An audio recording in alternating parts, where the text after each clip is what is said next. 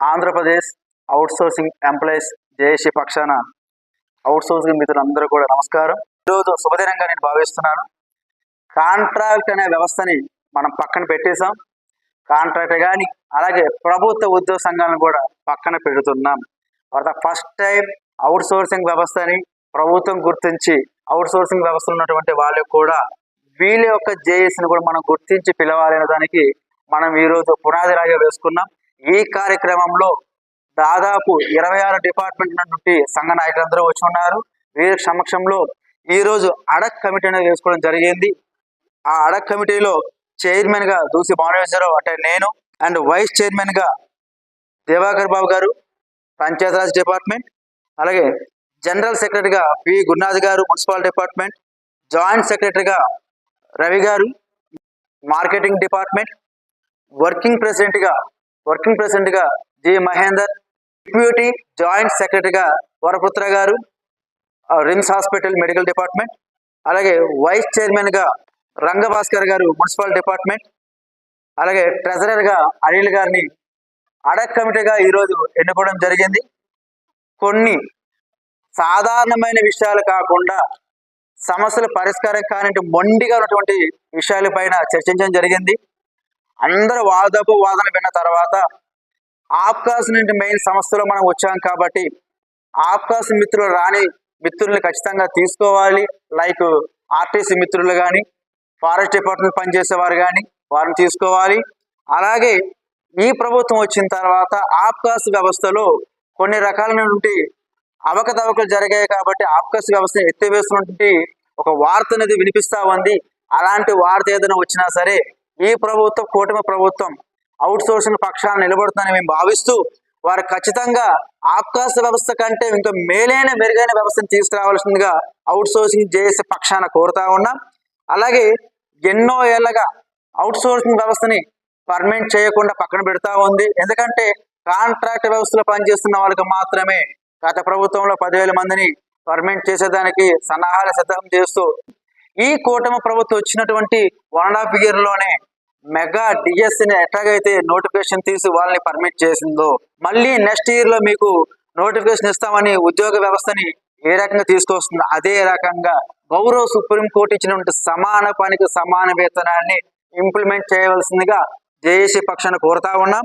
అలాగే మరొక విషయం, ఇదే అవుట్సోర్సింగ్ సంస్థలో పనిచేస్తున్నటువంటి కొన్ని సంస్థలు కానీ కొన్ని డిపార్ట్మెంట్లు కానీ వారికి సేమ్ క్యాడర్లో ఉన్నప్పుడు కూడా సేమ్ ఉద్యోగాలు చేస్తున్నప్పుడు కూడా ఇదే పని అక్కడ చేస్తున్నప్పుడు కూడా విధుల్లో తేడా లేకుండా ఉన్నటువంటి వారికి హెచ్ఆర్ పాలసీని తీసుకొస్తూ హెచ్ఆర్ పాలసీ ద్వారా సబార్డినేట్ క్యాడర్ ఉన్నటువంటి కానీ డిఓ క్యాడర్ ఉన్నటువంటి వారు కానీ అక్కడ మెప్మాలో కానీ సెల్ఫ్లో కానీ 35,000 కంటే పై చిలుకు వాళ్ళకి శాలరీ వస్తున్నప్పుడు కూడా రిమైనింగ్ డిపార్ట్మెంట్ లో పనిచేస్తున్నటువంటి శాఖాపరమైన అవుట్సోర్సింగ్ ఉద్యోగులు ఎవరికి కూడా ఈ హెచ్ఆర్ పాలసీ అనేది ఇంప్లిమెంట్ కాకుండా గవర్నమెంట్ వారికి తక్కువ వేతనంతో ఇస్తుంది. ఈ వ్యత్యాసం లేకుండా గవర్నమెంట్ ఆలోచించి వీరికి హెచ్ఆర్ పాలసీని ఇంప్లిమెంట్ చేయాలి. ఈ హెచ్ఆర్ పాలసీ వచ్చేలోగా పిఆర్సీ అనేది ఖచ్చితంగా ఇంప్లిమెంట్ చేయాలి. ఈ పిఆర్సీ వచ్చేటప్పుడు గత ప్రభుత్వంలో 151 జీవోలు ఏదైతే క్యాడర్ వైజ్ ఉందో ఏదైతే సీనియారిటీ బట్టి ఉందో గత ప్రభుత్వంలో జీవో నెంబర్ 7 కూడా రిలీజ్ చేసిన తర్వాత అన్నిని కూడా క్యాడర్ లేకుండా మిక్స్ చేశారు. క్యాడర్ వరకు డిఓ క్యాడర్ కూడా కొన్ని రకాలైనటువంటి వ్యత్యాసం లేకుండా జీతాల భత్యాలని తక్కువగా చూపిస్తూ వారికి ఇంప్లిమెంట్ చేశారు. అలాగే అదే కాకుండా అవుట్సోర్సింగ్ ఉన్నటువంటి ఈ క్యాడర్ ఏదైతే ఉందో జీవో నెంబర్ 7 రద్దు చేస్తూ క్యాడర్ని క్లియర్ గా చూపిస్తూ క్యాడర్ వైజ్ను కూడా వాళ్ళకి జీతభత్యాలను పెరిగే విధంగా ఈ ప్రభుత్వం కూటమి ప్రభుత్వం చేస్తుందని ఆశిస్తున్నాం. సర్వీస్ ని బట్టి రెగ్యులేట్ చేసేదానికి ఖచ్చితంగా జిల్లా కలెక్టర్లు ఉన్నటువంటి వారి హ్యాండ్ ఓవర్లో ఉన్నటువంటి అవుట్సోర్సింగ్ వ్యవస్థను ఉన్నటువంటి వాళ్ళకి పర్మనెంట్ చేసేదానికి ఉంది.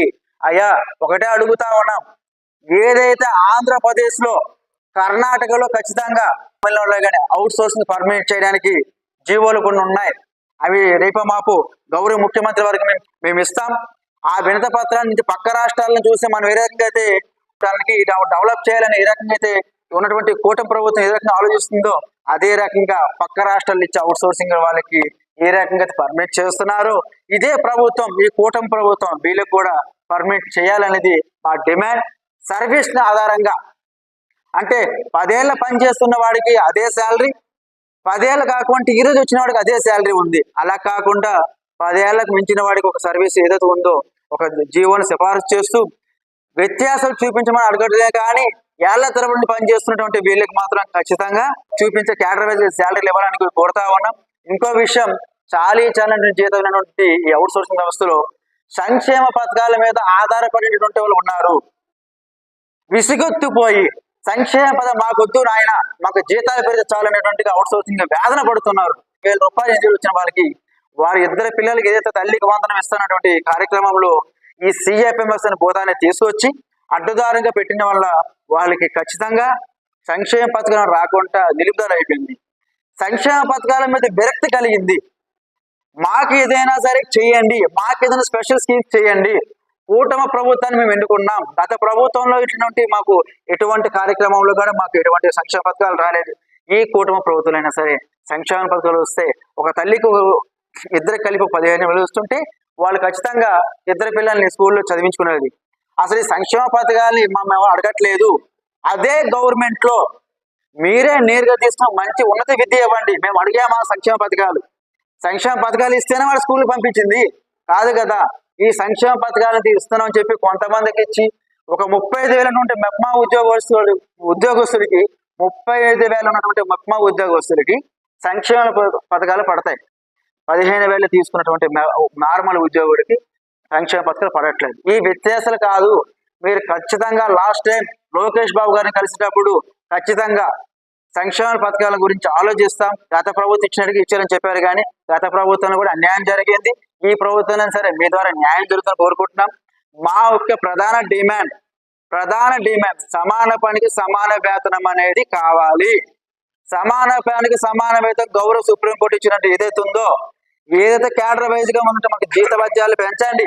ఈ సమాన పనికి సమాన వేతనం మీ కూటమి ప్రభుత్వం ద్వారా నెరవేరుతుందని ఆశిస్తున్నాం. దాదాపు ఆప్కాసులో మీరు కొంతమంది ఎవరైతే బయట ఉన్నారో వారిని కూడా ఆప్కాసులు చేర్చండి. చాలా మంది మిత్రులు ఆప్కాసులు రాక చాలా బాధలు పడుతూ ఉన్నారు. ఏజెన్సీల కోసం కొంతమంది నాయకులు ఖచ్చితంగా ఏజెన్సీ పద్ధతి తీసుకురావాలని బాగా ప్రభుత్వం మీద ఒత్తిడి తీసుకున్న విషయాన్ని మాకు తెలుస్తా ఉంది. ప్రభుత్వం అయితే ఎక్కడ కూడా అనౌన్స్మెంట్ చేయలేదు, కానీ రానున్న రోజుల్లో ఇలా అనౌన్స్మెంట్ చేయకుండానే ఆల్రెడీ కొన్ని వెల్ఫేర్ డిపార్ట్మెంట్లకి జీవో పాస్ చేసింది, టెండర్స్ ఇవ్వడం కూడా జరిగింది. వాస్తవం చెప్పాలంటే కొన్ని డిపార్ట్మెంట్లకి టెండర్ పాస్ చేస్తూ ఎవరైతే జాయిన్ అవుతున్నారో వాళ్ళని కాంట్రాక్ట్ పద్ధతిలో మీన్స్ ఏజెన్సీ వాడికి ఇచ్చేయని సిఫార్సులు వస్తున్నాయి. అది తక్షణమే మీరు విరమించుకోవాలి. అవుట్ సోర్సింగ్ వ్యవస్థలో ఉన్నట్టు పనిచేస్తున్న అందరికి కూడా మీ కూటమి ప్రభుత్వం ద్వారా న్యాయం జరుగుతుందని ఆశిస్తున్నాం. ఒకవేళ కూటమి ప్రభుత్వం ద్వారా మీకు న్యాయం జరగకపోతే ఖచ్చితంగా రోడ్డుకి ఎక్కేదానికైతే వెనకాడేది లేదు. అది ఏ రకమైనా సరే ఇన్నాళ్ళు ఎదురు చూసే జేఏసీ పక్షాన వేరు. ఈ రోజు కొంతమంది ప్రభుత్వ సంఘాలు అడ్డు పెట్టుకుంటూ అవుట్ సోర్సింగ్ వ్యవస్థని పూర్తిగా అన్యాయంగా మనకు దోపిడీకి గురి చేస్తుంది. కాంట్రాక్ట్ వ్యవస్థను తీసుకొచ్చి ముందు కాంట్రాక్ట్ వ్యవస్థను చూపిస్తూ, అలాగే ప్రభుత్వ ఉద్యోగుల్ని ఉద్యోగ సంఘాల నాయకులు పిలిపించాం రండి అని చెప్పినప్పుడు వీళ్ళ సంఘ నాయకులు అందరూ వెళ్తారు అక్కడికి.